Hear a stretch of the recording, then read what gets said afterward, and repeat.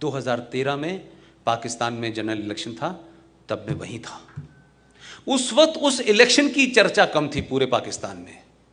पूरे देश भर में घूम के मैंने वो इलेक्शन कवर किया, और इस बात की चर्चा ये थी क्योंकि मैं अकेला एक हिंदू था और भारत सरकार ने स्पेशल परमिशन दे रखी थी, जिसके कारण मेरा आना जाना ओपन था।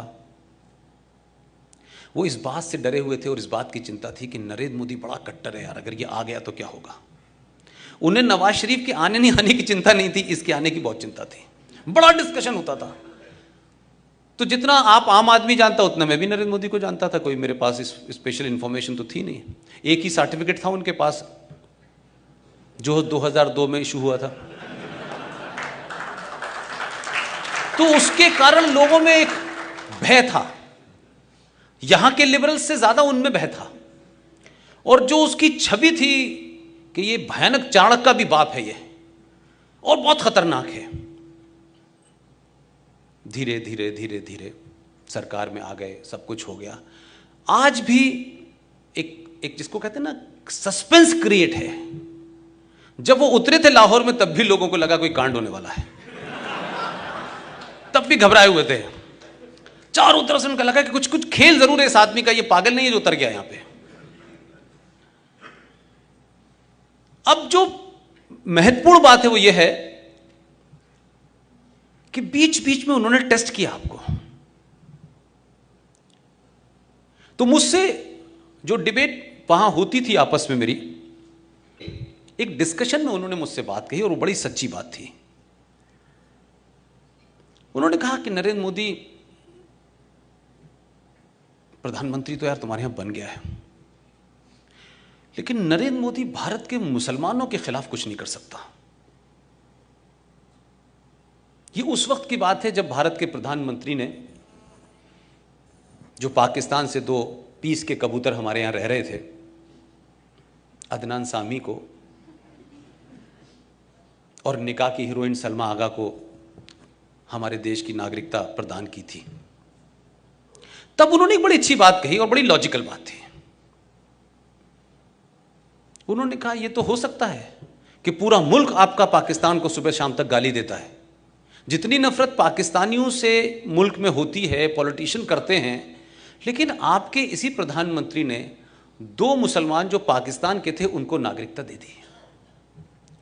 ये बात मुझसे लाहौर में बड़ी ईमानदारी से लोगों ने कहा और मैंने उसको एक्सेप्ट किया। उन्होंने कहा कि क्या वजह है कि नरेंद्र मोदी तस्लीमा नसरीन को नागरिकता नहीं दे पाएगा।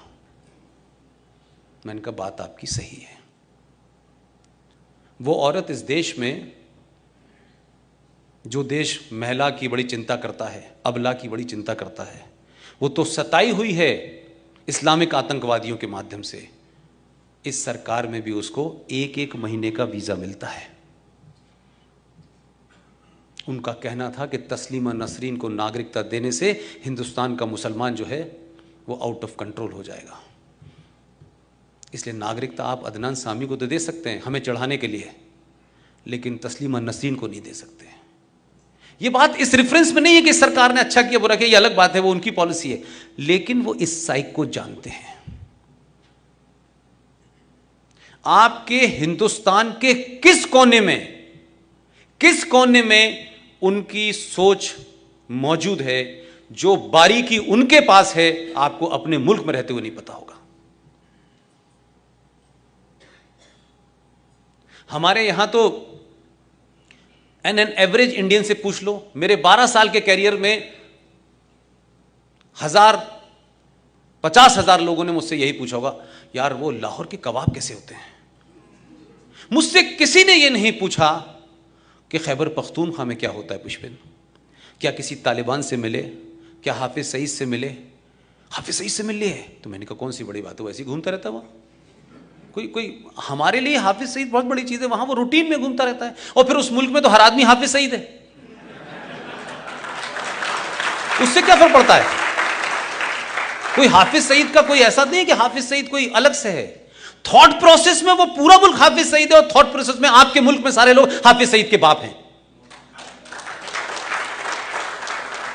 हम इस गलतफहमी में क्यों रहना चाहते हैं?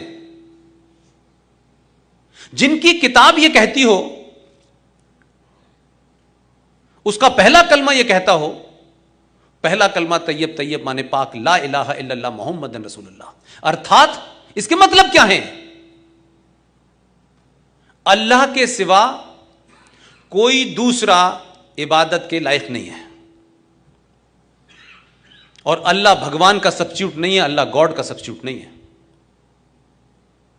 अल्लाह वो है जिसने आसमान से किताब भेजी है, जिसे आसमानी किताब कहते हैं। आपके राष्ट्रपिता ने तो एक भजन को बदल दिया इस चक्कर में, उनका भजन ही बदल दो सेकुलरिज्म के लिए। लेकिन वो इस मुल्क में जो यहां रह रहे हैं 90% कन्वर्टेड हैं, उन्होंने नुक्ता ऊपर से नीचे नहीं बदला।